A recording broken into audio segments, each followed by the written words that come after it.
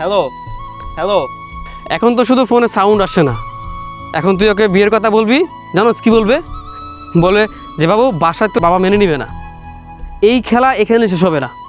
যখন তুই ওকে পাওয়ার জন্য ছটফট করবি, বারংবার তাকে বলবি যে তোমাকেই আমার লাগবে, জানিস তখন সে কী বলবে?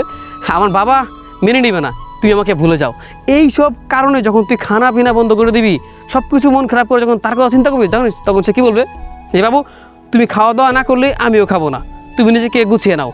সত্যি একটা মানুষকে ভালোবাসার পর মাঝপথে ফেলে চলে গেলে কেউ কি ঠিক থাকতে পারে? সে পাগল হয়ে যাবে। সে বলবে কি, আবার এটা বলবে যে আমরা সারা জীবন বন্ধুত্ব হয়ে থাকি, বন্ধুত্ব আমাদের মাঝে বেঁচে থাকুক। শোন, ভালোবাসার মানুষকে ভালোবেসে সেটা বন্ধুত্বের ফিরে আসা যায় না। বন্ধুত্ব থেকে ভালোবাসা হয়, কিন্তু ভালোবাসার মানুষকে ভালোবাসার পর কখনো বন্ধুত্বে ফিরে আসা যায় না। অতএব জীবনে আমাদের ভুলটা হয় কি জানিস? এই মানুষটা আমাদেরকে ঠকানোর পরও আমরা এই মানুষটার জন্যই পাগল হয়ে বসে আছি, এখনও তাকেই চাই।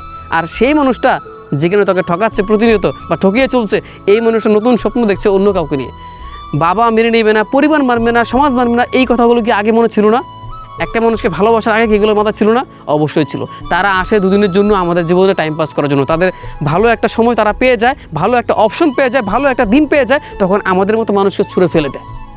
তাই এখনও সময় আছে, নিজেকে গুছিয়ে নে। কিছু করার নেই, কিছু করতে পারবি না। নিজেকে গোছানো ছাড়া, এই সব কিছু মেনে নেওয়া ছাড়া আর কোনো কিছু সম্ভব না।